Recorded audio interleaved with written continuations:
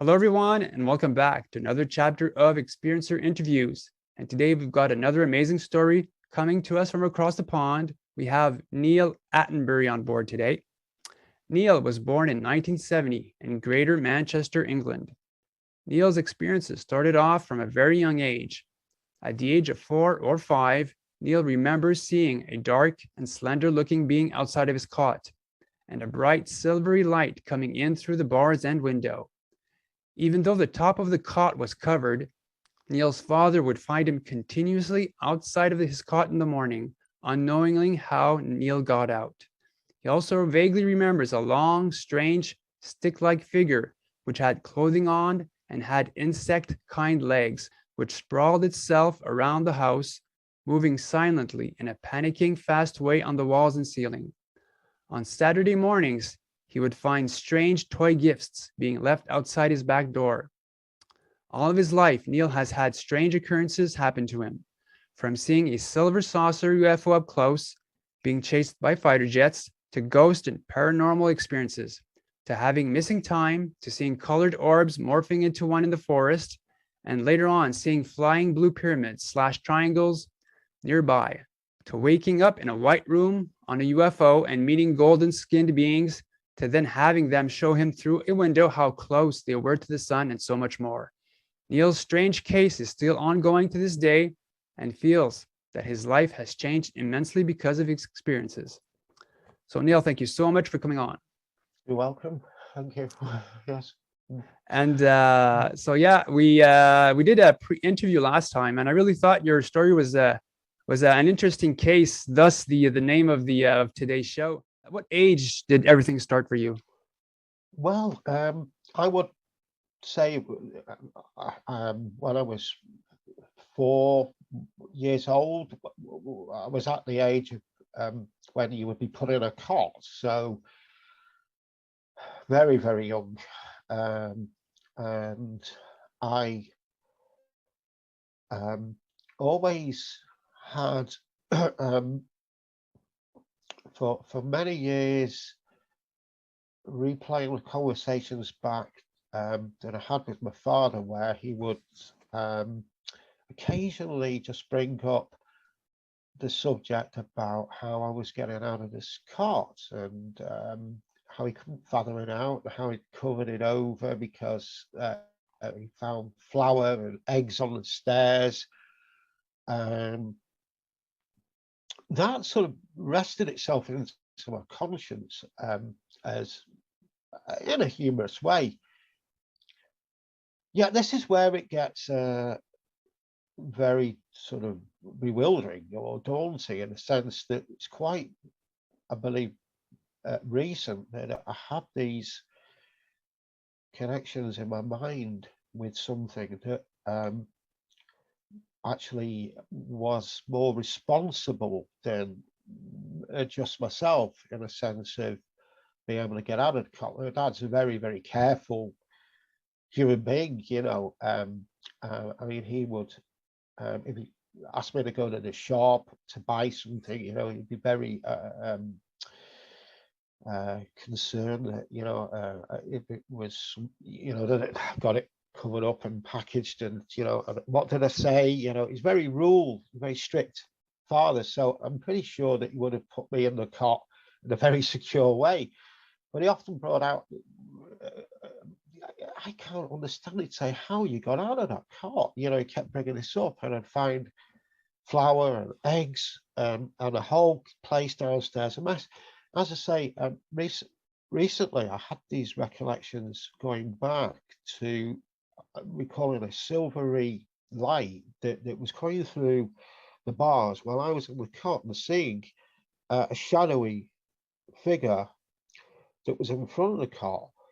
Um, I don't know how I was getting out of the cot. I seem to remember sort of moving upwards from it.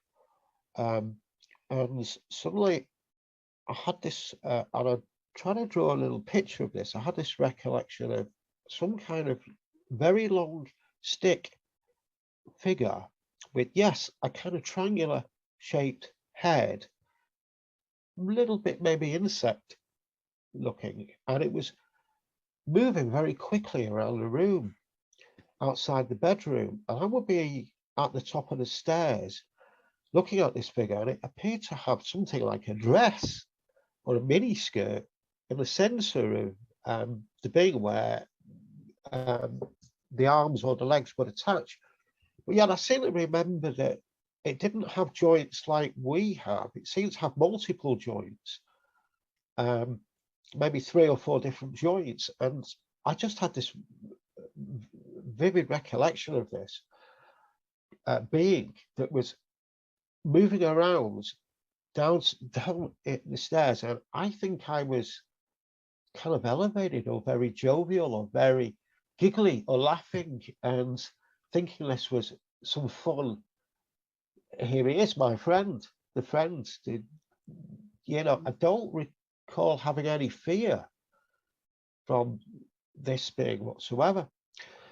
I also had this recently, this recollection. I do recall outside the bedroom window, which was situated at the back of the house, was a long garden, a very narrow, long garden, which went down to a wall.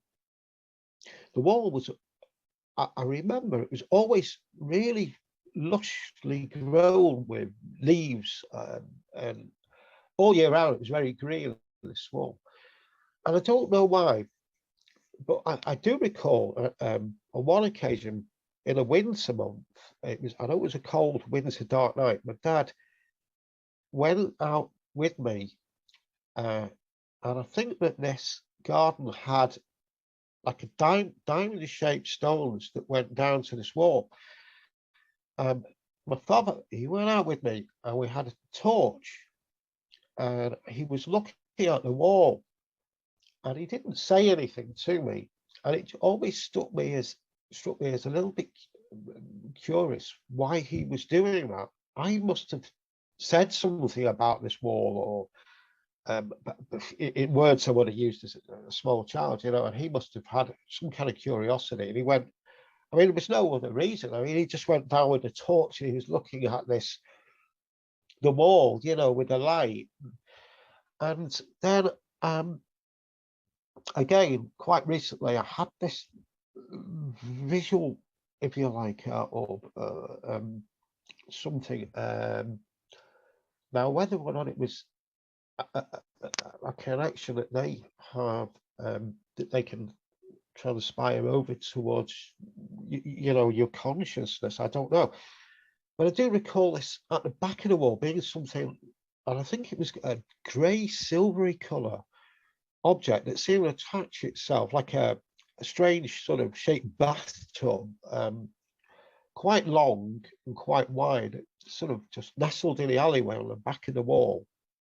Now, whether I saw this as a child, I'm not sure. It's quite possible I used to run around the block, go down the alleyway and do kids things or whatever. It's quite possible that this did happen.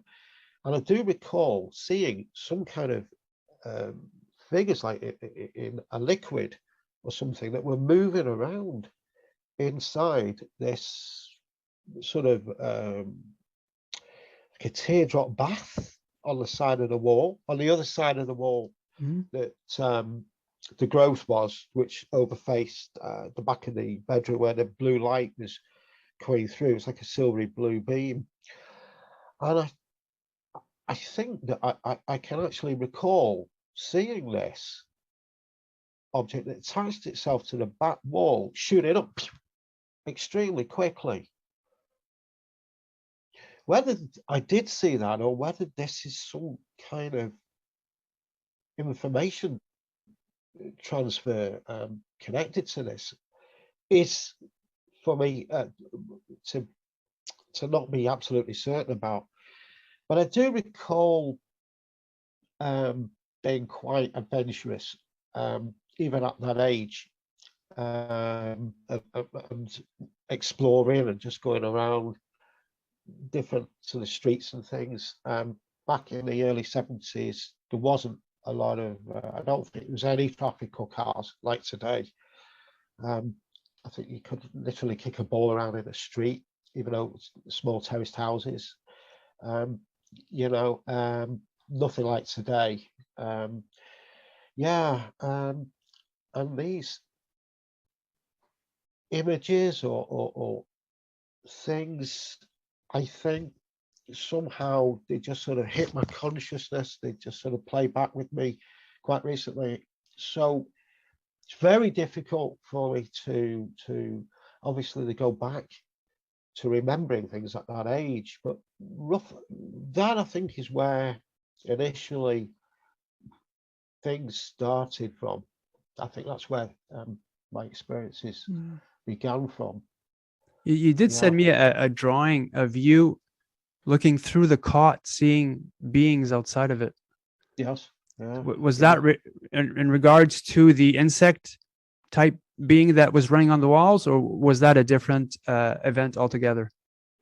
They actually, if my recollection of it may have been a little bit blurry because I think there was a light behind them.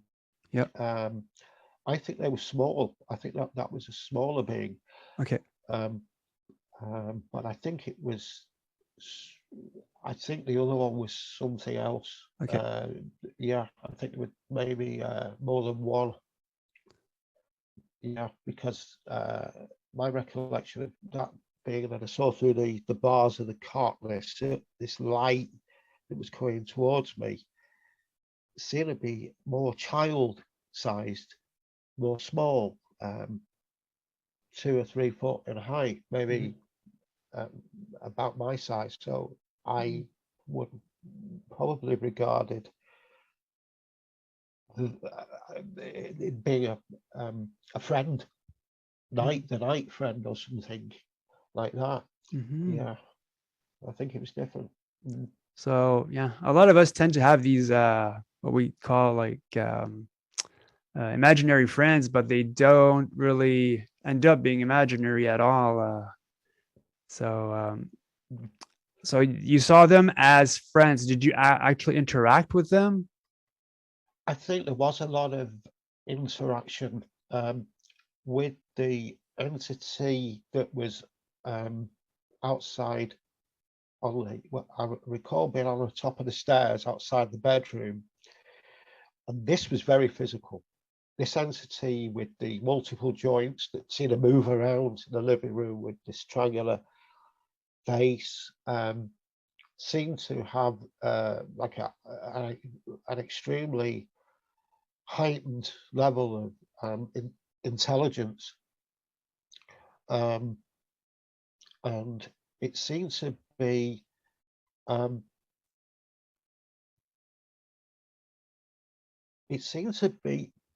trying to interact, although there was something like a lack. There was something that they were trying to generate that I think that we had within ourselves, within humanity. We have this kind of an affection or a love, or we're born through that process. And I think that they were trying to falsely project that. So I would be laughing or giggling, and they would maybe be studying that form of humanity, that love, or that light. And I think that they were just looking at me from that perspective. But I didn't, as I say, under no circumstances did I ever really feel that I was in fear of anything around me. The aura or the sensation I found to be absolutely kind of it's like a transformation of energy that they seem to be able to know about and incorporate into their the times that they do this at. And I've noticed this on a lot of occasions where this would occur. Maybe my parents would be fast asleep, they worked hard during the day. I'm not sure, my sister may have She probably wasn't even born at that point, or she would have been very, very small. They seem to know exactly when they can do these maneuvers and incorporate this energy mass around, and sort of interject you into the center of that perspective, into what they're doing. But I'm pretty sure that we have something within us, that they don't possess within themselves. They're trying to generate this, and they're trying to understand us as a species, because they are coming from somewhere a long way from Earth, with a lot of differences, but yet they are, to some extent, they are a physical being, or they can generate themselves towards that physical. So we do have a connection on that level, but they certainly, the energies, I can still, to this day, I can feel this. It's probably a lot stronger, actually, back in the 70s, in that world that we were back in at that point. Maybe they found it easier to get closer to us. I don't know. Let's get back to the that weird liquidy thing that was behind the wall at the time. Yeah. Now, do you know why your father was there with a torch? Did you say something regarding that implemented him, that made him go outside to have a look at the wall?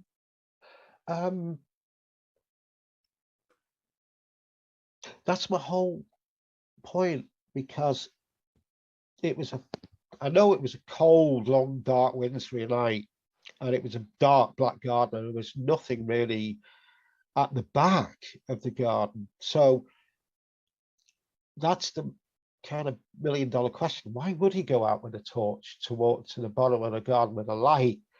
I mean, it wasn't a sort of a trash bins or anything out there. Something I must have triggered something or said something that he acted towards. Unfortunately, I have no recollection of. That's the whole point. I just don't know why he would have gone out with the light. I just remember that. Now, it's quite possible I would have said something to him, that there's lights coming from that wall, or that, and he may have thought, we better go and check this. Somebody might be trying to get it. He would look at it from a security perspective. But I have no recollection as to the exact reasons that he actually did that. Okay. I think there was a connection, possibly, yes, but I don't know. You did say that it disappeared. It flew up really fast, I believe. Yeah. Now, as a child, I was quite adventurous. I used to play around, run down the alleyways and across the street. I was always wanting to know what was around the next corner, and I had this. Now, whether this was a sort of what do you call where you've got like a delayed memory or something, or whether this is something, I don't know why it occurred, where it came from, but I believe that it's quite possible I must have run down the alleyway to the back, where it's like a long alleyway with terraced houses, straight sort of this way and that way. That I saw this at the back of the wall, which looked like kind of like a teardrop shaped bathtub. It didn't have any edges, and I seem to remember seeing these entities that were like in a liquid that were moving around through silvery. It was silvery, but if you look close, you could kind of see through this. I'm pretty sure I saw these two things, look like two things, moving around inside it. And for some reason, I do have this memory of seeing this thing. Yeah, shoot very quickly up. Now, whether or not they were telling me this or whether I saw it are two different things, I don't know. I don't know why it's vested itself within me, but I think that that was some kind of information that was being transferred. This thing that attached itself to the back of the wall was going to something else. So I think that it's quite possible that they somehow were going through out of this bath, this shaped object, from the back of the wall, through the wall, to me, doing these things, going back into this, and going up and coming back down. I think that they were transferring information from one source to something up there. Oh. We moved to an old Victorian house, and nothing really that I can recollect actually happened there. We stayed there for a few years. We left because we moved to a more modern house which had central heating.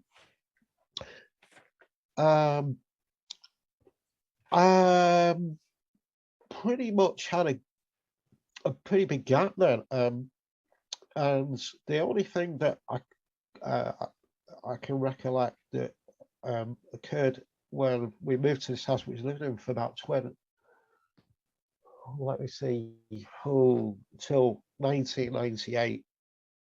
But I moved away and lived in different places in between, as well as being in this house where I had a lot of experiences. The only recollection I ever had was that I saw a ghost. And I don't think we've been in this house too long, 2 or 3 years. For some reason, I don't know why, I was in the kitchen on my own. I think parents had gone away in the car, probably shopping or something. I'm guessing I was 12 years old, but I can't recall it exactly. And I looked out of the bedroom, of the kitchen window, and I saw a figure that just was like transparency. It looked like somebody from another part of time, maybe somebody from the Victorian era, I would guess. They had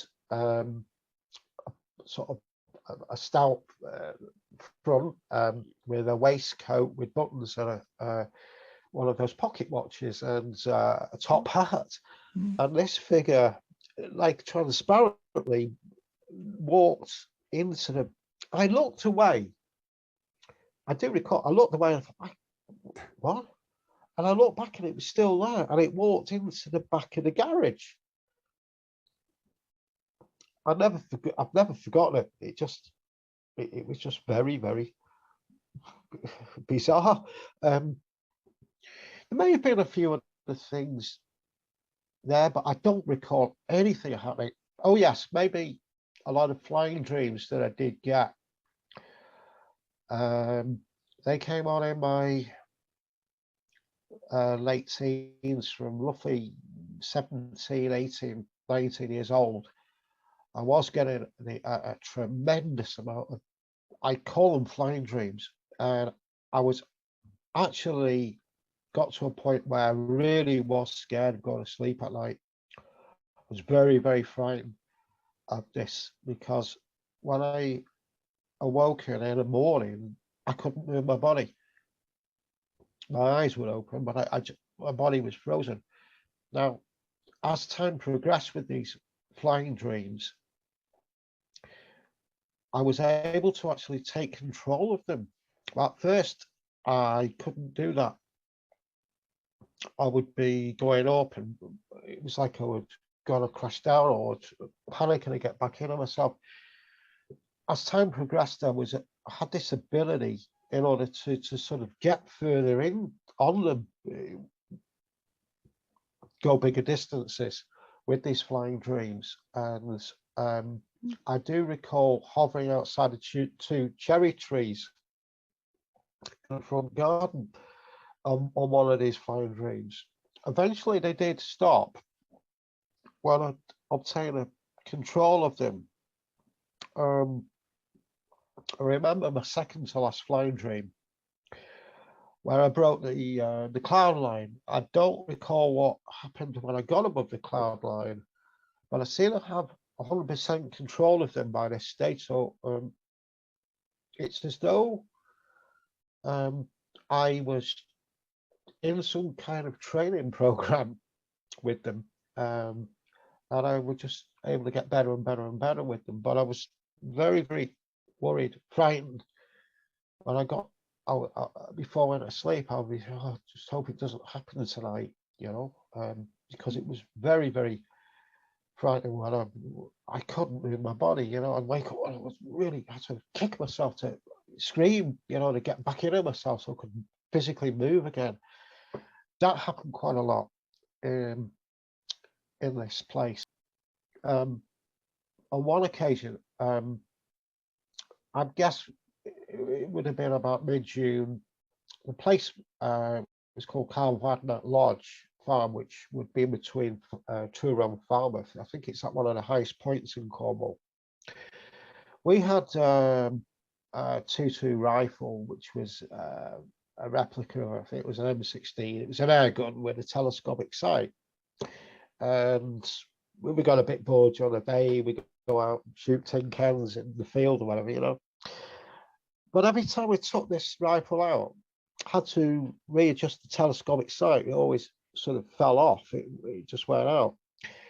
So we were just at the back of the farm, and there's a field. It's quite high, pretty good vantage point that looks down into a valley with some hills on the other side and snaky little roads. The sun was out midday. Back then in the 80s, cars did have bumpers on the front, so the sun would reflect on the bumpers and you'd see them going snaking up the roads, Anyway, I got the rifle out and I was just shooting in the telescopic sight.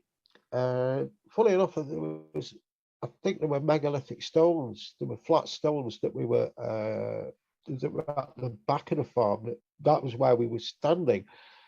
As I was tuning in the telescopic sight, I noticed a dirty kind of silvery metallic disc-shaped object, several hundred feet high, silently start moving because I caught it with crosshairs. So I pulled the gun aside and I said to my friend, I think he was standing, I can't remember the left or the right of me, he was right next to me, and I said, "Do you see that?" Mm. And he said, "Yeah." He said, "I do." And I remember going, "Wow, that's a flying saucer." I was like, "Sorry, that Close Encounters, isn't it?" And like the Twilight Zone or something like that. And it just silently sort of moved away. Not sure which direction. I think it was going westerly, but well, anyway, we just got back to what we were doing. Didn't think anything about it, and I don't know. It couldn't have been long. 2 or 3 minutes later, 2 jets went screaming through that valley. No doubt, I think they must have been in pursuit of this because they were going in the same direction at the same height.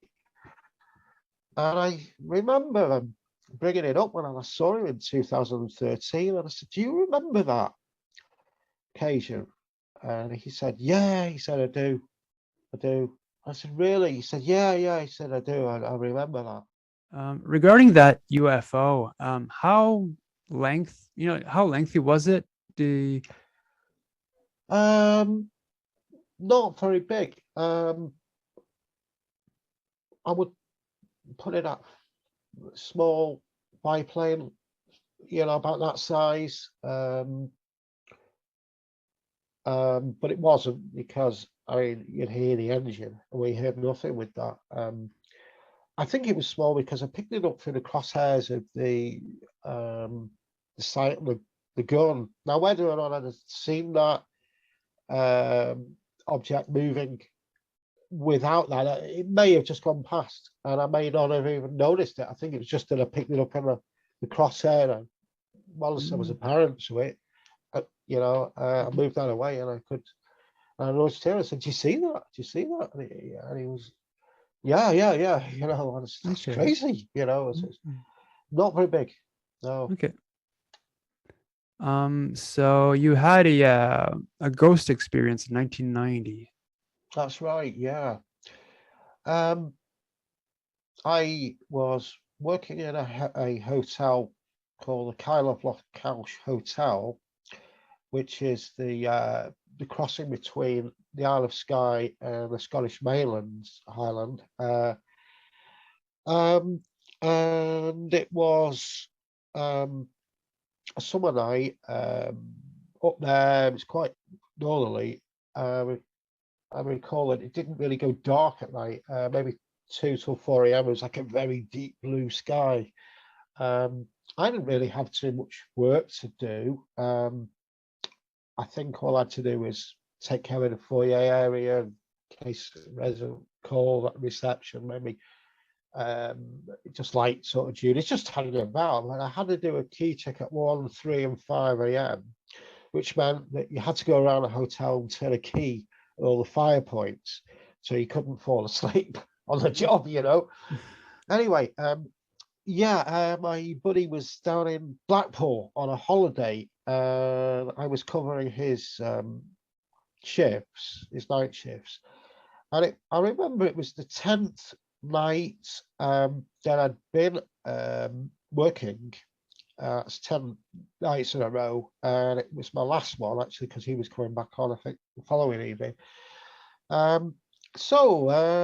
Yeah, I don't know exactly what time. Roughly, I would estimate it about 2, 3 a.m. I was a bit jiggered, a bit tired that night, and I sat in the hotel foyer, and I thought I better just rest. So I closed my eyes. I thought I can't fall asleep because I got this 3 a.m. key check to do, you know. So I just thought I'll just, close my eyes and I'll just sort of, I don't know, just rest a bit. And then, yeah, I opened my eyes, and this frightened the living daylights out of me. I opened my eyes, and in front of me was a table and a couple of chairs. It was just an average everyday layout hotel where residents or people come in and sit there and have the tea or the whiskey or whatever it was. And I saw 2 figures staring straight back at me. And I did draw a picture of these figures, and I would tell from another time, a completely different part of time era in history, and I would go back and say they were Stone Age people or from a megalithic era. They were, I can quite distinctively recall the features. Again, they were like a transparent looking figures. They weren't solid, but they were very, very detailed. They were definitely both with piercing eyes. They were smiling back at me. There was a male and a female. The female sat on the right, and I'm pretty sure the male was on the left of me. They had very long, very fine long hair, extremely thin people, very, very thin faces, very thin features, nothing like people that you would see today. They had a fur clothing on them, and the male had a stone necklace around his neck, and they were like that, staring at me. And I think I've never. That is one of the only occasions where I did get frightened. I was on my own. I jumped up.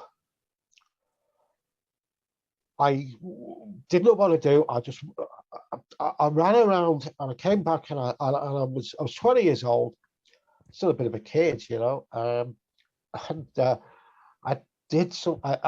Believe me, did I do the key checks that night? I went up and down in the lift. I checked the fire doors. I was turning the key. I was checking every window. I was shaking. What was that? What? I get a grip. And I remember, I think I taped the sellotape round the front of the hotel door. I don't know what I was thinking. I was thinking maybe these spirit things came through the cracks in the door. I mean, I was berserk. I was absolutely berserk, and I was shaking. I was and I kept looking at my watch. I was going, 5:20, 5:22, 5:23. There'll be somebody here soon. And I sat behind the desk, and I didn't want to go out there, and it was deadly silent. And yeah, you probably think, what's that? And it's a bit of paper in my pocket. Oh, they give me some. You really get to that level of awareness or something. Funny enough, when I was replaced, when a girl came on to replace me at the front desk about 7 a.m., I just left. I just thought, oh, so it's the day. Things are happening again. That's the end of that. And that was it. I went straight out. I walked straight out. I never brought it up. Never spoke to anybody about it. Now, June 21st of 1992, what happened? Oh, yes. I completely forgot about that. Yeah. Me and a friend of mine, I was 22 years old. He was about 2 years younger than me. We were young guys. We were sitting on a corner, and we were talking about soccer, football, guy stuff. At that age, anything different. We were just sitting on a wall, not really doing anything. Suddenly, a police car shot past, and I remember I said to him, I said, I do have a bit of a psychic thing, it comes at times. For some reason, I said to him, I think something's going to happen. I think they're coming back. That was that. We carried on talking about this player, and this guy's going to do this, and he's going to whatever, football stuff, whatever it was, It couldn't have been long, maybe a minute or two after this. Now, I can't remember if it was 2 or 3 police cars, but there was a van behind them, and they all pulled up. They came back just as I thought, several minutes later, and it was still, it was like the word, I think it's like synchronicity. They all got out of the vehicles, the cars. I don't recall anybody getting out of the van. There was a white van at the back. I'm thinking they were just regular police. And they all got out and they all slammed the door at the same time. And I was approached by one person. I think there was another guy behind him. There may have been 2 or 3. And these guys were nervous. Now, usually they don't get out of the vehicles. On this occasion, they got out of the vehicles and they approached us, and we thought, whoa, and they were really edgy. They didn't seem. They seemed serious about something, very, very serious that night. They initially asked me the standard questions: "What are you doing? Where do you live?" And I said, "Well, I live here, and we're sitting here. We'll do it."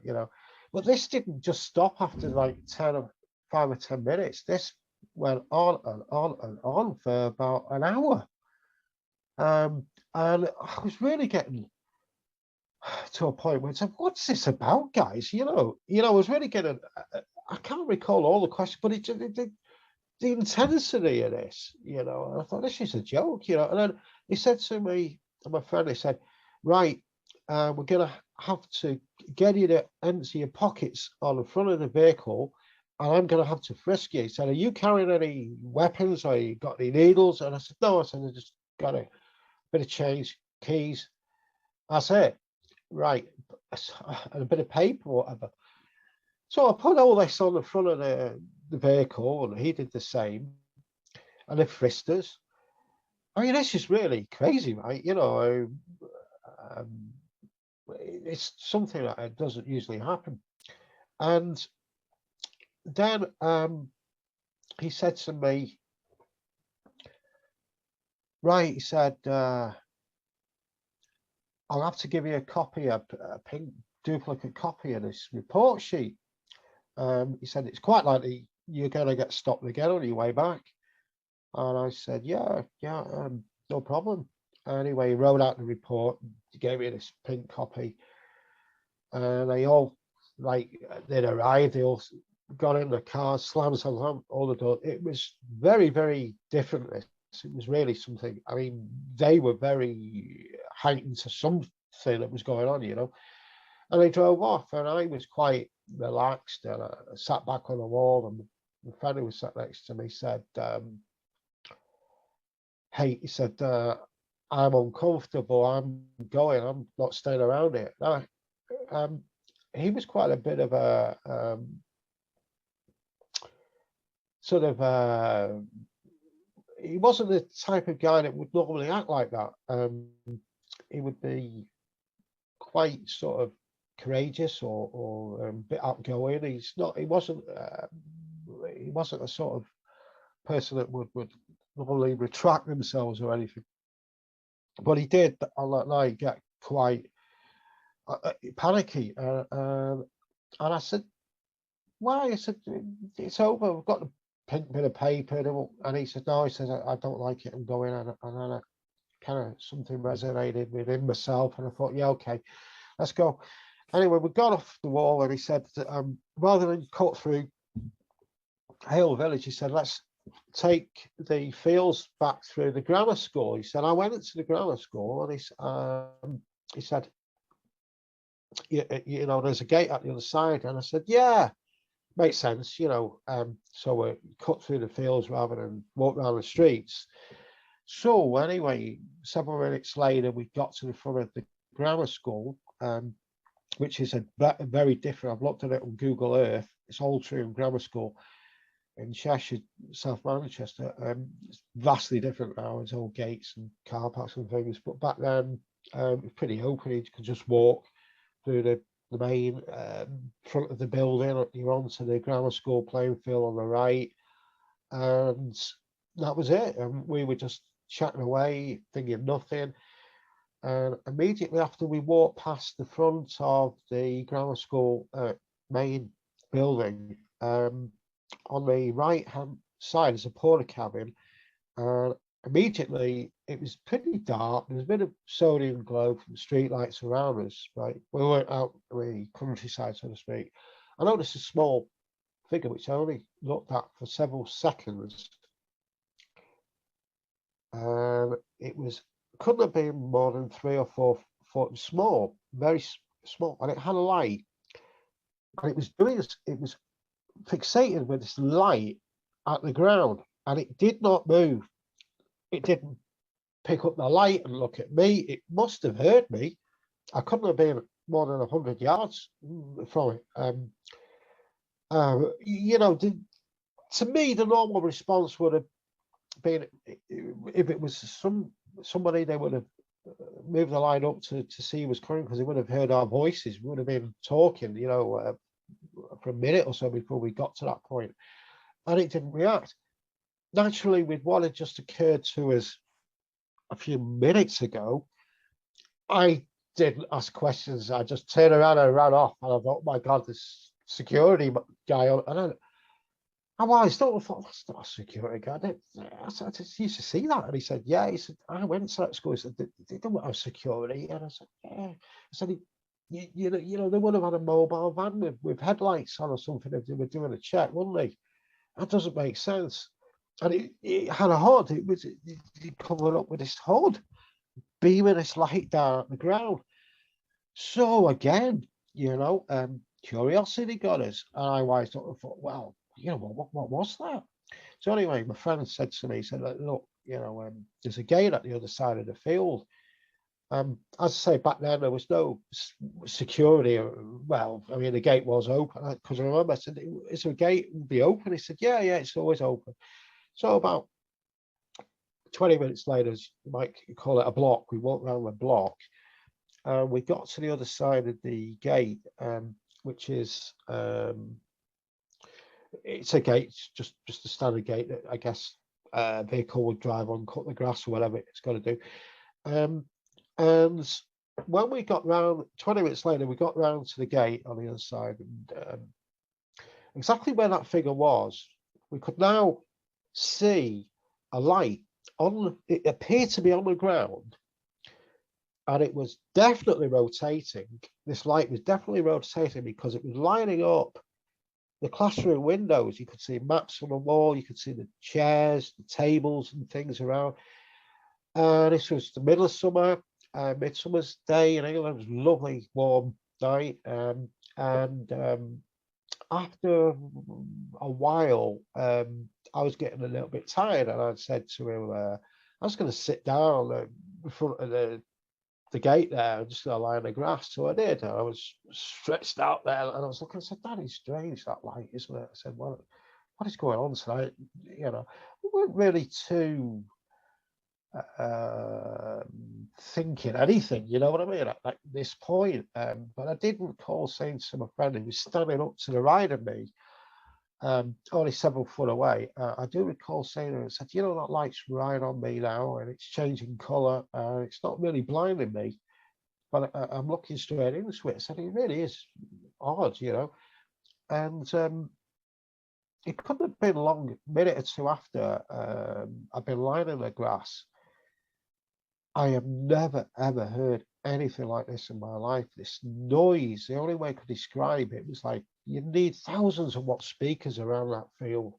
Like a mechanical screech. It was absolutely terrifying, absolutely beyond it. Obviously I'd gone on my feet, and he was way off in front of me.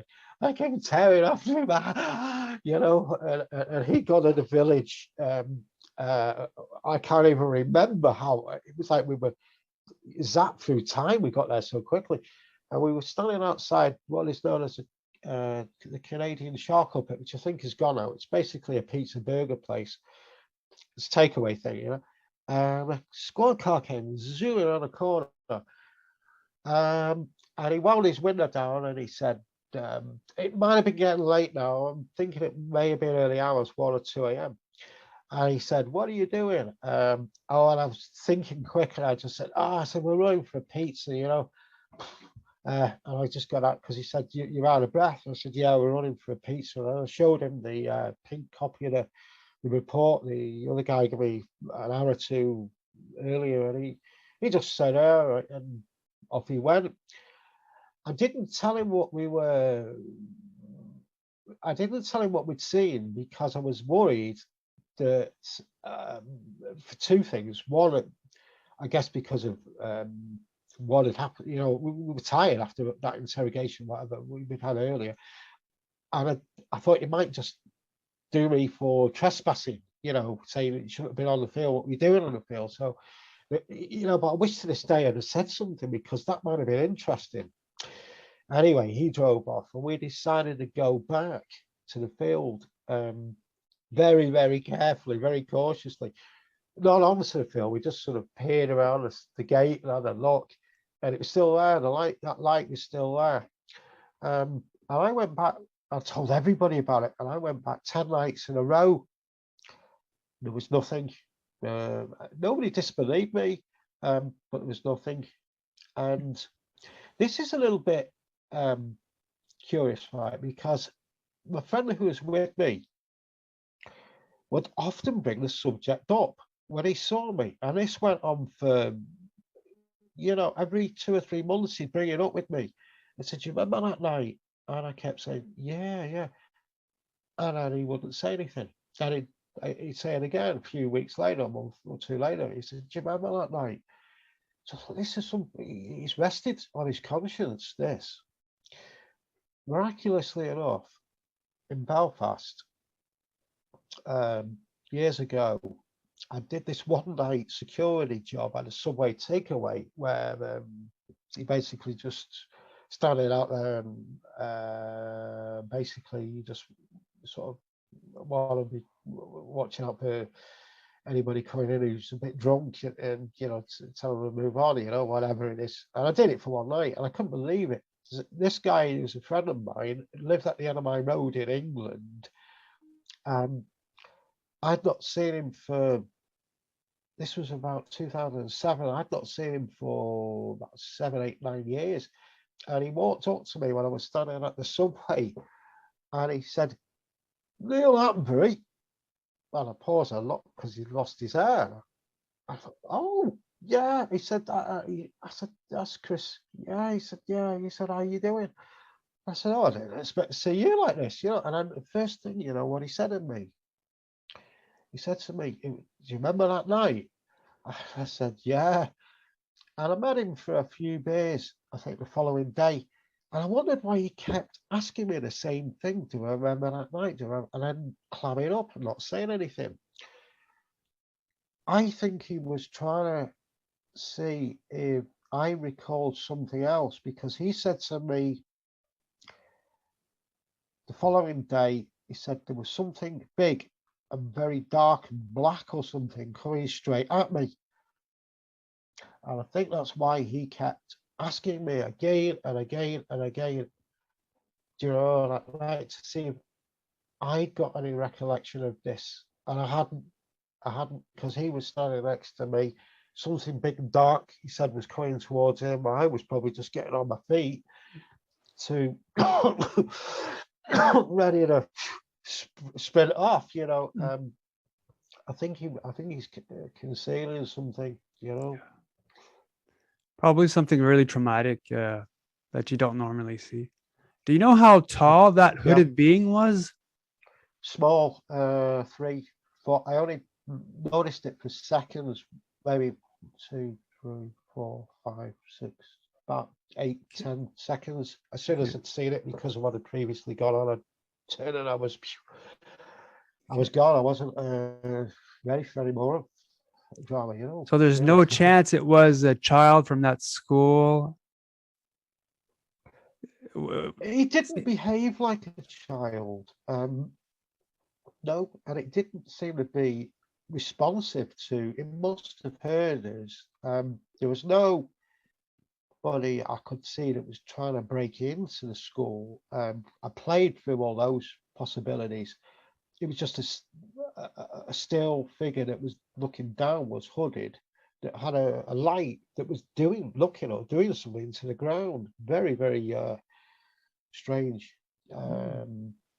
As for a child, can't dismiss it, but I mean, it just wouldn't. I mean, a child, I don't think would be quite that still. I think there'd be more act. And the torch didn't, or the light didn't move. But then again, you see, this is it, because I didn't focus on it. I didn't stand there and look at it. You know, maybe if I had done, I could have given a better recollection of it, but I don't know what it was. At that point, we weren't really thinking anything about it. You wouldn't be hearing about it now. It was the noise. It was the noise that came from that field that really, really, that was odd. I don't know. That was really, really The whole connected to thing the light. seems really out of Yeah. place. And to Yeah, having right. the police debriefing you for over an hour, then seeing that and the lights, Yeah. the screams, really weird. I just thought whatever we may have come across something that they were looking for. That's my guess on this. With the van at the back as well. I don't know. So But it was a noise. I mean, a child could not generate that kind of noise. Well, I moved back into a place called Frieti, which is roughly about 2 miles that from where my parents live, to a bungalow. It needed quite a bit of work doing, but it was quite nice. Nice little cozy bungalow with a big fireplace, and I moved in there and got it as nice as I could. I think I painted it up a bit, got some furniture in there, and but then what started to happen was I started waking up in the morning and there was cackling on the front lawn. in the garden. And on certain occasions, there would be cows, horses, and sheep on the front lawn. And I just couldn't work out how that was happening. I'm assuming the horses were coming from the fields where at the back of the house, because there's a lot of fields, in front of the bungalow. I'm thinking that the sheep were coming from the other side of the lane, which had a stone wall that ran right round the perimeter. Although I don't know how the sheep could have got out. I mean, the farmers, he's not going to leave a gate open. They get pretty heavily fined as well if they get out, because I know a lot of farmers around there say it's a real nightmare trying to keep the lambs in, because they're always getting under and fences and stuff. And, yeah, so I'm pretty sure that was a secure area that those sheep were in that stone wall. Where the cows are coming from, I have absolutely no idea. I don't recall there being any cows within quite a distance of this area, but there it was in the morning. They were in the front garden, and I thought, that is crazy. Now, all I recall was a kind of elderly guy with a flat hat and a tractor, thin fellow, would come and collect his sheep at 1 or 1:30ish in the afternoon. I don't recall, maybe I said hi, I don't recall him ever talking to him. He just collected his sheep and took them back. I'm assuming across the road, the little, I mean, when I say road in Ireland, it's, God, you can hardly walk down it, never mind drive, this is real small. And this went on, this happened again and again and again. And I noticed there was getting a lot of, always about 8 p.m.-ish, a lot of flickering light. The light would flicker, and I came to the recollection that if the lights were flickering, that there was a pretty good chance I'd lose my power about midnight or 1 a.m. And this did tend to happen quite frequently. So I'd get flickering lights about 8 o'clock at night, 11 or 12, power would suddenly go. Swans fly into the lines. I mean, there's a lot of open cables and that, but it was just very, very frequent, this, and again, then it would be, the cows, horses, and the sheep in on the front lawn. And I'm pretty sure that the horses, the fences were still on at the back. The electric fence didn't go down, so I don't know how that was occurring either. So, yeah, pretty quickly I knew there was something strange with this place, Then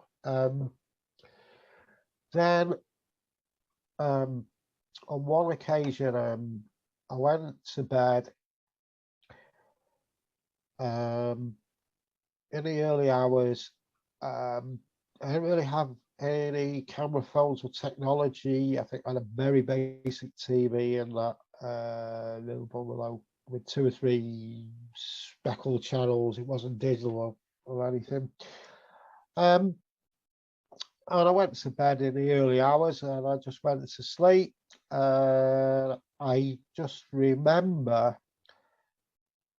jumping up out of the bed and opening the front door because somebody had knocked on the door, and there was a well-dressed guy, and he looked like somebody out of a military kind of uniform with a hat. Real kind of hefty fella, big shoulders, and he was standing straight. I got very excited about this. I'm pretty sure that he came in, and he had something that was like it looked like a tripod. It had something that sort of symmetrical, and it seemed to have like metal legs. Whatever this was, I got very, very excited about it, and I was scrambling around like a little kid trying to put this thing together, and set it up and everything. That's all I really remember until I woke up. I woke up at 7 a.m. and I was bursting to get out of bed. I was so excited to get out to this thing. And I was like, what? That never happened. That was a dream. That couldn't have been a dream. It was just so real. I did get up. I did let this guy in. We did this thing together. It was really cool. And I don't know. I just to this day sort of just very strong with me. That this must have happened. Anyway, sorry, I can't really go on more about that. But yeah, the next thing. But don't you find it weird that you'd wake up at night, let a stranger in with an object, and as if you knew this person, because of course, getting somebody knocking at your door at 3 a.m., I'd be in a panic. Really, I'd be in a defensive mode, and yet you let this stranger, who you said was probably wearing military attire, enter your house. It's a very, very good point. I don't recall having any fear of this guy. It's weird, isn't it? But that is just honestly, that's how I remember this. That I woke up and I was very, very excited. I had to get up to get out into the living room to get this thing to. I was like, it never happened. How did that not happen? And did you ever figure out what was the object you played with? No. I tried to draw it. I remember it looked like it had a tripod. And I think that might have been part of whatever else it was. It looked like a tripod, or maybe thinking deeply on this now, something like a satellite, part of a satellite or something. Okay. Now, in that same bungalow, I think you woke up in a white room after falling asleep, I believe. Yeah. It was pretty soon afterwards. That's exactly right. I suddenly woke up and I was in this huge white room with there was a white oblong table. There was 4 beings. One was female. She sat to my right. There was 2 other beings to the right of her, and there was one at the back of the table. I think it had its arms behind its back, and they were. It was sort of like it was very peaceful and really angelic, and they were.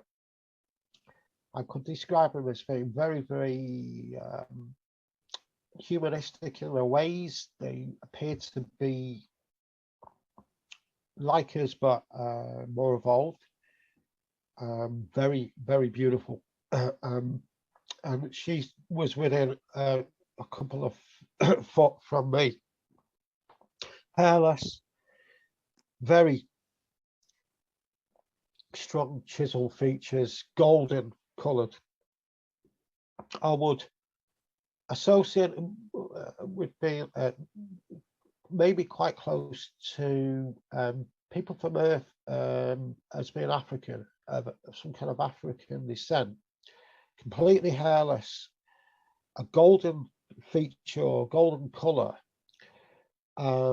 extremely beautiful and very, very peaceful, taller than us, long, very, very, very long, thin arms with long fingers. I don't recall how many fingers they had.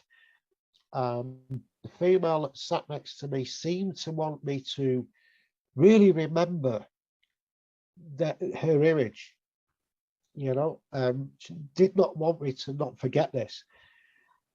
And I sat there and it was like a meeting. I don't recall words being exchanged. It must have been more of a telepathy, as you might say. I was retaining information and they were telling me now whether it was addressed to me as an individual or whether it was a message for humanity, I don't know. But they said to me, look, we don't get down to see you guys too often. They told me that we were in danger of another ET presence that, again, and I'm pretty sure they said that they were not coming to us, but they were hovering or staying slightly above us. And I had this mental image of them, of seeing something. It stays above us and it absorbs. And they said, look, they said the whole world is compiled of mathematics. The whole universe is compiled of mathematics. They are staying above you and they are manipulating you through mathematical codes. It's like they were trying to sort of show this image of a vacuum. It was like everything that is going up into, they are just sitting there and are sort of taking everything, all our energies up into these vehicles or whatever they're doing. And they said that their warning to me was be very careful with computers. Your technology and how you're going to use computers and technology. Back then, it would have been about 2002. I had no internet, smartphones, or anything like that. A lot of what happened, I call it an abduction, right? Because it was so real. That a lot of what I retained from that experience seems to me to be more and more of what we're seeing happening now. And I think it was a warning. I think they were giving me a warning. They were good people or good beings. I call them people because they seem to be in a human, very close to us, but as I say, maybe a little bit more evolved or slightly different. I don't know. What colored Uh, hair did they have? Oh no, well, you said they were hairless, but they have hair on their. hairless, no, they were completely hairless. They were the nearest I could describe them as a race would be closer to the African people, but they weren't. They were more of a kind of browning or golden color, you know. It's hard to say because I was out in space. I was definitely in space. So the light in space and the craft that it was in would not be the same colors as Earth. Don't think I was in deep space. I know I was in our solar system because at the end, near the end of this, they took me into another room with a huge big window. I know, again, I think that may have been a telepathy again that they were using because I could see, I know it was our sun, and we were very, very close up to it. And I could see these balls and flares shooting off just outside the window of the sun. I think the beings she went in with, and I stood next to her, and I think the other two were standing behind her in this giant room with this huge big window. To me, that part I believe may have been for me so I would not forget, I would remember. But unfortunately, I think there is something there that keeps popping in and out of my mind. There was something else with this. I know that it was about a warning. I know they were saying that the whole universe is compiled of mathematics, and it was a bad lot that was coming over. It was seizing our, manipulating us, and seizing control of us, and to be careful of the usage of computers. That's the part where I think that's the part where I don't know if it was to do with me individually they were talking to, or a message for us all, on planet Earth. I really don't know. Mm. What were they wearing? Anything? Robes and Yeah, different insignias, perhaps? yes, they wore. They had no jewelry. They were white gowns, like a one-piece gown that went over the top of them. I saw their arms, so I'm thinking this gown must have just covered the shoulders, because I remember looking at this big long arms with the long fingers. Um, I woke up that morning and I was in a real bad state. Grabbed the car keys. I was shaking. Drove 2-3 miles to a little store. It's no longer there. It was run by an old guy. And I bought 10 cigarettes. And I told him a bit about what I'd burst out. I burst in a store and I was telling him all this. That is not a normal reaction to a dream, you know. I was really in a state. And I remember him saying to me something like, "Oh," he said, "that'll make a damn good story. You want to write that up or something?" You know. And I got the cigarettes and I opened them. I stood outside the car and I just couldn't get it. I couldn't get a grip of myself, and that's something else that I noticed a lot about when I was living in that bungalow in that area, and I still do to this day. Because one thing, however, a lot of other people do actually bring this out, I believe that they were abductions that occurred to me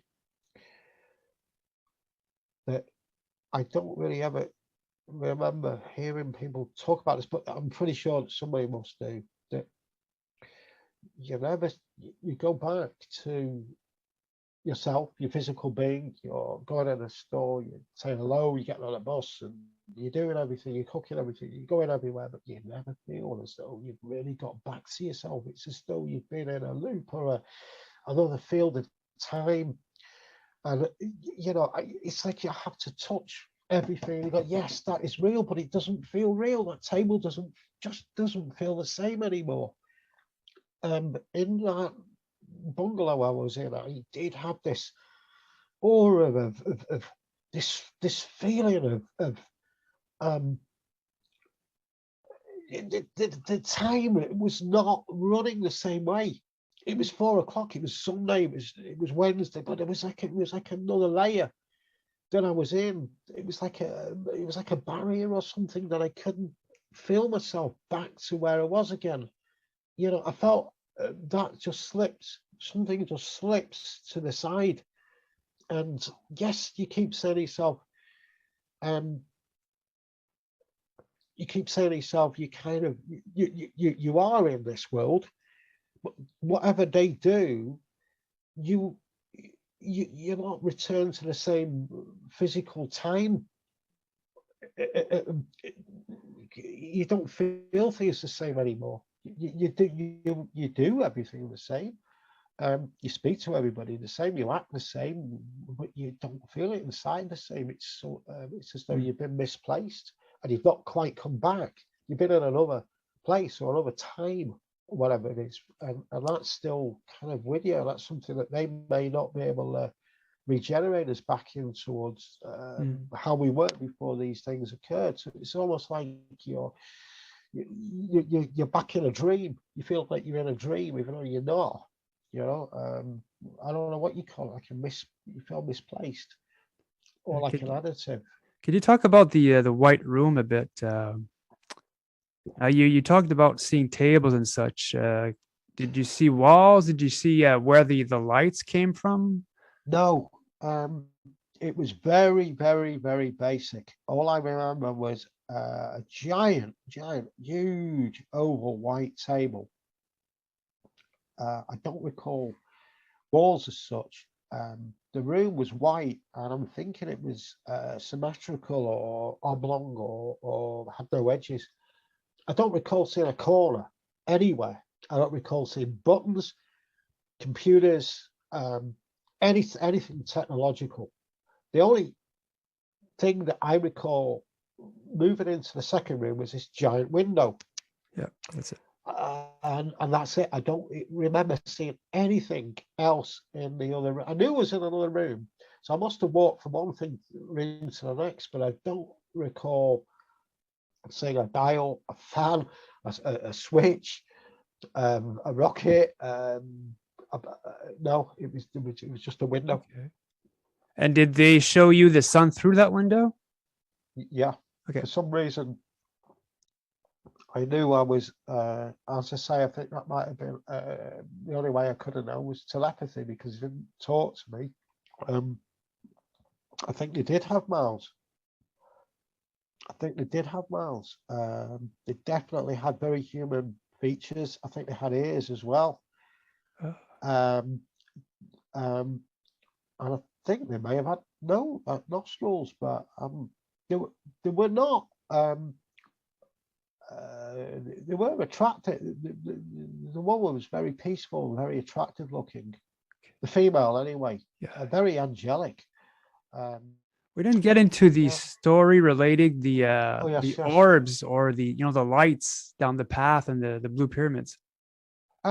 Yeah. Well, I've lived around this area now for several years, and I often go out and I do these walks for exercise mostly. And on the 25th of January 2020, I was out on a Saturday afternoon. The weather conditions were pretty good, about 12 to 14 degrees, slight breeze, a little bit overcast. And I got out about 4 o'clock, 4 p.m. There was a lot of people about. There was loads of dog walkers, joggers, cyclists, groups of people, so forth. So I decided to go and sit under some trees for a while, just to get out of the way, look at the river, and just get away from things, meditate maybe, and just think about things for a while. And it was about 5:30. Starting to get pretty dark, and I didn't want to trip over any branches, so I decided to get up and walk back onto the towpath. When I got to the towpath, I walked all the way back to Cutter's Wharf, and I sat on a bench, looked at some water for a while, and it was like a little trickle, like not a waterfall, like a water outlet place, and then it was about 5 past 6, just gone 6 at night. It was now dark. I decided, I'm going home, getting a bit hungry. So I got off the bench, and the first thing I've noticed that seemed a little bit bizarre, which I probably not really been apparent was the fact that there was nobody around. I know it had just gone dark, but it was a little bit unusual because there was nobody. There was no cyclists. Usually, it's such a busy stretch of the river, and I've been walking for 5 or 6 minutes. Nobody passed me by. There's nothing. There's nobody whatsoever. And then I noticed directly in front of me some lights suddenly appeared. They were green and red. I can't tell you specifically how many there were. I guess between 3 and 5. They were small lights. I could probably have hurled a tennis ball at them. They weren't far away. They were pretty close, and they vanished. They were there. They were staggered at different heights, very low to the ground, between about 4 to maybe 5 or 6 feet. And I couldn't associate them with anything. I just could not relate them to. I couldn't figure out the connection with them. So I stopped on the spot. I expected, because I had a pretty good vantage point. Although it was dark, I could still see a good quarter of a mile of the towpath in front of me. And I thought, well, there must be somebody coming. There's got to be a cyclist or a jogger. Sometimes you get joggers and you hear them panting, go, and there was nothing, there was nobody. And I couldn't have been standing there like for more than a minute. Then directly in front of me appeared this green, very intense light, round circular light. So as I was, I forgot to mention this previously, but I've been filming crows under the trees just before 5 o'clock when it was nesting. I was ready on the red button. So I thought, I'm going to get this. So I slid down my zip and I got my phone out and I went beep, beep, beep, you know, it hit the code, and then I pressed the red button on the video and I pinched the screen to go in on this green ball, really, really bright green ball. And I don't know, I seem to pick this up pretty well. It seemed to come through, and as I'm filming it, like a red light, red ball, and I've never seen energy like this. It was really different from anything from our environment. There seemed to be something in the middle of this, and this was close, but there seemed to be something like an eye or something it's central to this, and it's extremely powerful unit of energy around this red ball, different looking, and I did get some kind of euphoric energy or feeling from this. I really did. I was quite elevated for weeks after this. And I panicked and I swore and I said, oh my God, you know, because this is so close and this red line is going in a green one. And you got to remember, I'm trying to film this. It's right in front of me and I don't know what they're going to do next. So I was getting a little bit, this is too real, you know, this isn't right up there, thousands of, you know, this is happening in front of me. So I swore, and then the red one goes towards the green one, and they seem to merge. Now, some people have said the green one's got a pulse. If you look, you can see a pulse generator. It's like it's calling the red one out, and it looks like the green one's hopping in the red one. The only thing I can certify, because I think you've seen it quite well on that video, although, you know, there's a bit of distortion because I don't know if they're moving back or forwards. The red one explodes with energy, and it seems to make a slight noise before the green one goes into it, and they're gone again. Now, I don't know if that's the right word. I don't know if they did vanish, because you got to remember that initially I'd seen 3, 4, 5 of these so-called vanish and then reappear. So, well, let's just say that they became the visibility disappeared, but they could still have been there. I didn't wait there too long, maybe a bit of a while, but I decided to walk up to the top of the meadow to get a better vantage point, look around me, see if I could see any more of this or whatever. I don't recall how long I was waiting around, but I didn't notice they didn't seem to materialize or show themselves again. And more intriguing, if anything, there wasn't a person about. Nobody about. And then it's quite unusual. I mean, it must have been like 30 minutes, 40 minutes, maybe just around an hour. Don't recall seeing anybody, because I was looking for somebody. You know, I was thinking there must be somebody around, you know. I did get towards Suburbia, which is the road which runs on a Baden Avenue at the other side of the meadow. And a dog came with a luminous collar, came running on, and the owners pull the cars up and they go through the gate there and run in the field. But this dog and the owner were just coming on to the field. So there's no way, I don't think that could have been what, I mean, it just wouldn't make sense. He showed that video clip to somebody a month later who was looking at Sirius, set up a camera with some computer and telescope on the top of the hill there. And I said, what are you doing? And he said, Sirius, I'm out looking for Sirius stars and things. And I said, all right. And I showed him the video. I said, can you write anything out of that? And he looked at it, and this would be, I would guess this guy knew what he was doing with astronomy, you know, and this sort of thing. He must have done. And he looked at it and he said to me, no, he said, I've never seen anything like that. He said, I can tell you one thing. He said, it's not a drone. He said, I've never seen anything fly into something. And I said, that's exactly it. What kind of technology is this?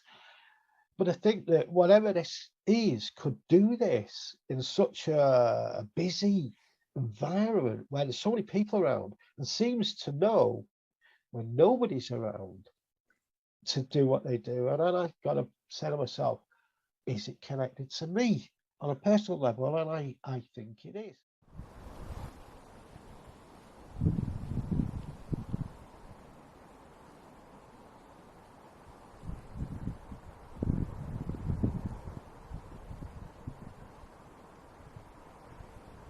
Some weird shit, this.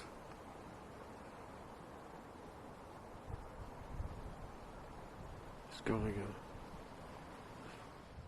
Right in front, this is roughly where we stood that night, January 25th, when I saw 3, 4, 5 lights sort of near where that post is, or around there. And you can see there's a lot of people that use this path, so I was being a bit discreet.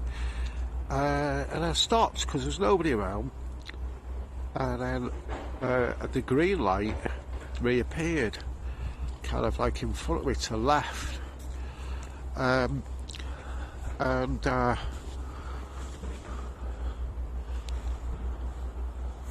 guessing it was around here, yeah. And that's where I got my phone out and filmed it, and the red one sort of moved out towards it. I'm pretty sure it was, around here, because I want to turn just to go back up the lane on the right. Anyway, next what I'm going to try and do is show you where I saw those pyramids or triangles, whatever. Anyway, that's quite up. Okay. Now we're jumping forward to the blue pyramids, right? Because it was a Saturday. Again, it was July, same year. And the same thing, there was absolutely nobody around. I was sitting in the same area. I come out of a hotel. I like this spot. I go under the trees. It's near the river. And I just sit there on a log, on my way home. And sometimes throw a few things for the birds, if they're around. And it's just nice. It gets you away from that feeling of the town and cars and cities and so on. And that's it. It was dark. I came out of that area. I started to walk down a towpath. Quite far in front of me, I'd say about half a mile on the left, I noticed that there's an area where there's a bench, and I saw some light, and I thought nothing of it. I've got contractions in my fingers, so I don't like to hold a phone, and I had my earphones weren't working, and I held my phone, but was on the speakerphone talking to somebody. Having quite a lengthy chat with this person, and I saw some lights up in front of me, and I thought nothing of them. I thought it's a couple of dudes on bikes chatting around the bench at night. Nice warmish end of July Saturday night. That's what it is,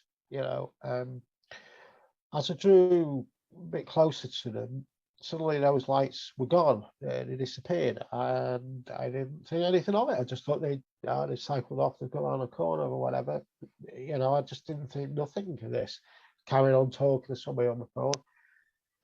Suddenly on the right hand side, these two giant pyramids appeared, and they were moving. They were moving towards me, and I remember talking to this person. Said, I don't believe what I'm looking at here. I can't believe this. They were that shape. They were I'd roughly say about 13 foot in height. They had red lights on the top. They might have been bigger. Over on that side of the embankment is a ditch that must run a foot down. I did a video of it in December, which shows it better than it really is. I mean, in July, it's really thick, overgrown, and it's like a jungle with trees. I mean, it's just impossible. Nothing could do that. But these two blue pyramids move like that, and then they were gone. I could have filmed them. I was on the speakerphone. You got to remember, I never knew that they were going to appear, and I didn't know they were going to disappear that quickly. But I could I hadn't have been talking, I could have maybe just got my phone out and got them for a couple of seconds, and they vanished, and I was absolutely, I don't know. I sat down on a bench and I carried on talking to the person. And they were going on about something else, and I said, "I'm sorry, but I just can't believe what I've just seen." And I tried to rationalize it, steady myself. I thought, must be some kids over there. They must have tents. So I went to see if we could hear a zip or something, and I looked, because it was a very narrow stretch of the river, and I looked through and I thought, there's no way anybody could pass through that. You know, it was dark. I don't recall any moon or nothing. Really thick trees. One thing I did notice, that the temperature seemed to drop right down, and it was near freezing. I had to put a bobble hat on. I noticed that, but that could have just been the river, you know, I don't know. And I did wait around for quite a while that night, because I was so amazed with what I've just seen that I just thought, I'm gonna hang about. And I did. I waited a good hour or more, and then eventually that was it. I just decided to, you know, carry on, and I was still talking to this person, because we have long chats, you know. I always lose my phone signal around this corner, which is quite which is the normal. So I did. I lost the phone signal, and then when I get round the corner, I start to move back up. As I get some height back up through the meadow, it comes back. You lose it in about 2 or 3 minutes. So I got to a point where I knew that my phone signal would work. But what I've noticed this time, which I've never had before, is my phone had actually shut down. I thought, oh, damn, you know. Anyway, I thought I'll press the button in and wait and see if there's any juice. And it came up. And yeah, the battery was all right. I think it's at 47%. And I thought, well, that should have happened. You know, it should have shut down. And anyway, I hit the call back, and I put it on speaker and shut down again. I thought, oh, flick me. So I waited till I got to the top of the meadow, roughly about 2 minutes later. Well, I knew there was a definite signal at the top there, you know. And I pushed the button in, and I waited, and it came up, but it had dropped to 23%. And I thought, how's that? And I thought, damn it, you know, because I just bought this phone, you know, and shouldn't be doing this. And I tried again, and it shut down again. I thought, this is a bit weird, this, you know. So I thought, I'll wait till I get out of the meadows. I'll wait till I get back to the street.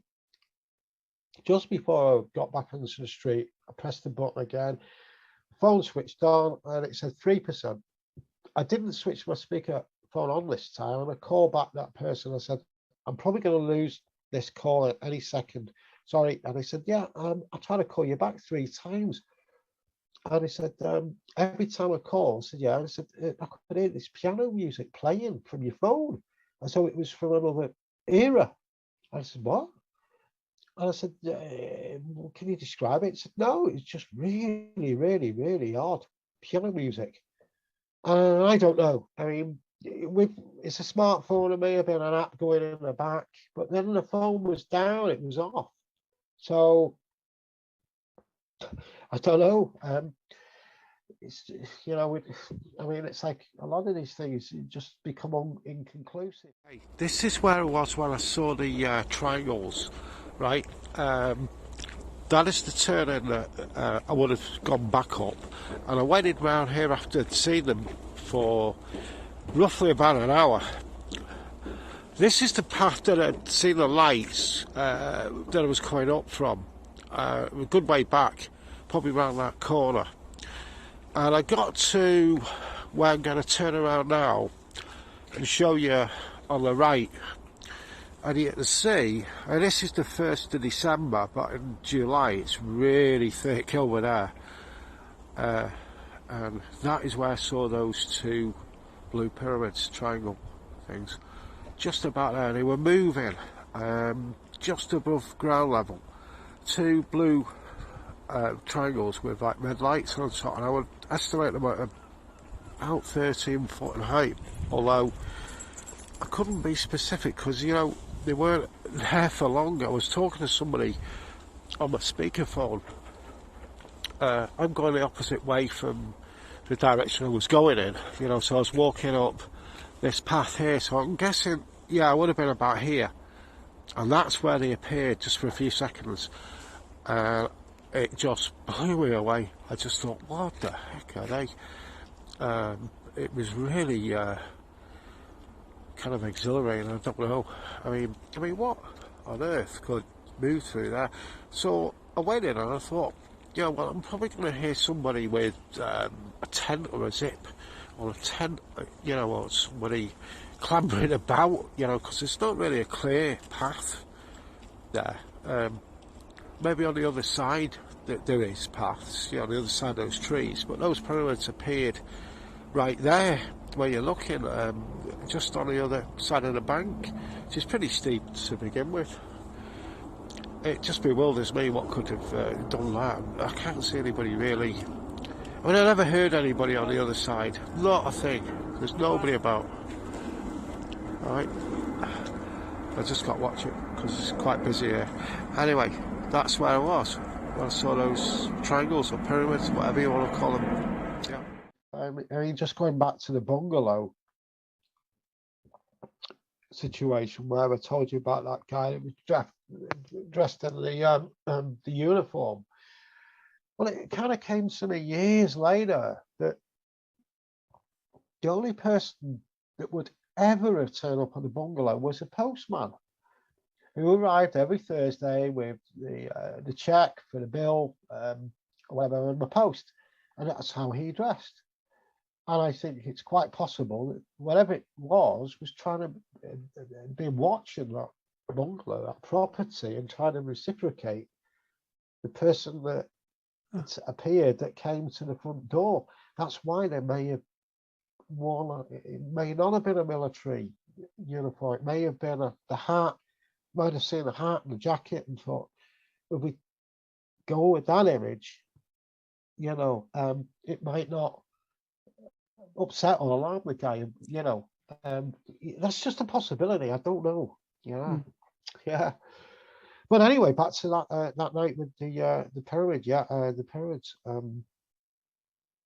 Very, very odd. Very strange. I kicked myself. I didn't get a video of it, but I'm delighted that I did catch the other one with the green orb and the red one flying into it. And if anybody looks at that video, don't be mistaken thinking it's something really high up, because if you look maybe in a darkened room, you'll see the outline of the trees just on the other side of the embankment. So you can see how kind of low those objects were. You know, they're not right up in the sky. I think some people look at that and go, that's right up there. But that's why I think this is quite good, because they're pretty close, you know. Yeah. So where did the missing time happen? Yeah, I think it was the following week. It was again, it was summer, July. I was talking to somebody about properties, and it was a guy that I'd never met before in my life, and we got on pretty well, and we exchanged WhatsApps or something, you know, and he went home he was along the river there, and he went home about 12:30, and I took my usual route back. I recall looking at the time, and it was 1:15, 1 something, and I sat up on the top of where I usually sit, you know, on a bench for a bit, take a rest before doing the final mile and a half back. And so I got up, and it's approximately 30-minute walk. It must have been, I could have been sitting on a bench for more than 20, 30 minutes because I would have got bored, you know. So I got up and I'm estimated at about 1:32, at the latest 2 a.m. So I should have been back by 2:30, the absolute latest. When I got home that morning, my partner said, "Do you know what time it is?" And I said, "I thought it was at 2." And she said, "No," she said, "it's 3:45 a.m." I just thought, "Ooh, that I must have got it wrong," you know, and I never thought anything about it. I went to bed pretty soon after I got in, and I had this crazy dream, like a real panicky kind of dream, and I saw an object in my dream flying over me when I was on the bench that I was sitting on, and there was some kind of an apology, I think, came from this craft that was shaped like you know, an iron that you use on clothes. So it was kind of triangular, but maybe a bit curved at the sides. And I'd got this vision when I was in that dream that this object had flown over me, and it was an apology. "Sorry, not tonight." And that's all I can remember. But I was very, very shook up. I woke up and I really felt, again, you know, something happened that night, and I was trying to blank it out. Now I said to myself, "You got it wrong, Neil. You left one. You left at 3. You got carried away. You lost time, mate. You just sat on the bench and you tripped out and you just thought about things for a bit too long." But I know I wouldn't really have. I mean, I've got to be realistic with myself. I mean, that guy, I'm pretty sure, left me about 12:30. I would have been sitting there it's a 10-minute walk. I would have been sitting there 1:10. I would have got up after 10 minutes, and I should have been home way before 2 a.m. actually. And I tried to play it out. "Nah, you were tired. You sat there. You sat there for hours, you know." And I don't think so. I think something happened. I definitely endured a time loss, because the first thing she said to me, well, usually if I got back at 12 or 1 or 2, she wouldn't say anything. She would not say. She just knows that's what time I'll probably get back with someone. But the first thing she says, "Do you know what time it is?" And I recall saying 1:32. You know, like, what's the big deal? You know, when it's you know, I mean, you never asked that. And she said 3:45 a.m. What? I thought, oh, yeah, okay. I think that I wanted to block it off. I think I realised that something might have occurred that Saturday, because it was the Saturday after the triangles. That they'd seen those blue triangles. Yeah. Wow. Crazy. Yeah. And the fact that they apologized for something, but what did they do to need an apology? That's something. They might have taken you though. Well, we've been at this for almost 2 hours now, so we could always call it a night. So thank you so much for coming on, Neil.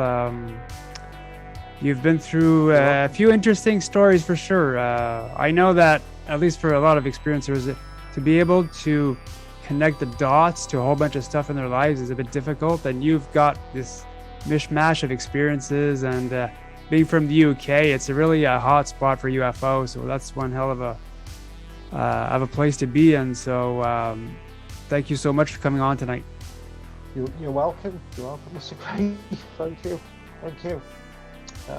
And to those watching today's episode, hope you enjoyed today's show. More interviews coming up. I'm your host, Mr. Great, and I'll see you guys next time. So take care, everyone.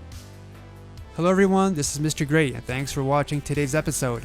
If you are an abductee, contactee, or experiencer, and you believe that your story could help others, please feel free to contact me through my YouTube channel email.